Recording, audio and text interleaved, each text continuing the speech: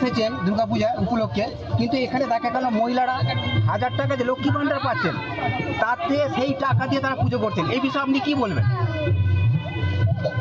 বাঙালির শ্রেষ্ঠ উৎসব দুর্গাপুজো।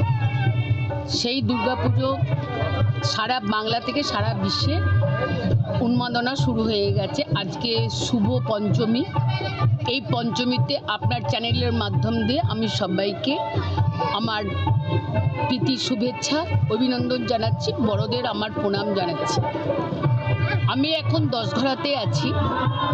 আপনারা শুনলেন যে 35 জন মহিলা, যারা বাংলার মুখ্যমন্ত্রী মমতা বন্দ্যোপাধ্যায় লক্ষ্মী ভাণ্ডার দিচ্ছে প্রত্যেক মহিলাকে, তারা সেই টাকা সঞ্চিত করে আজকে তাদের এই যে এলাকায় এই পাড়ায় তারা পুজো এনেছে, বুঝতেই পারছেন। তাহলে এইভাবে সারা বাংলাতে আজকে বাংলার শ্রেষ্ঠ উৎসব দুর্গা পুজো, সেই দুর্গা পুজোতে ওরা দূরে ঠাকুর দেখতে যেত, তারা পাড়ায় ঠাকুর এনে আজকে মহিলারা তারা এই জায়গাতে তারা আনন্দ করছে এবং মায়ের কাছে পুজো করছে।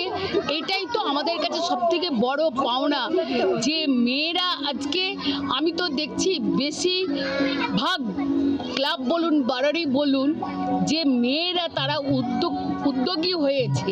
আমার কাছে সবাই ইনভাইট করতে যায়, সব মহিলা, তার মানে বেশিরভাগ মহিলাই এখন পুজোতে ইনভলভ। তা আজকে মেয়েরাও পিছিয়ে নেই, এখান থেকে তার প্রমাণ আজকে তারা দিয়ে দিই।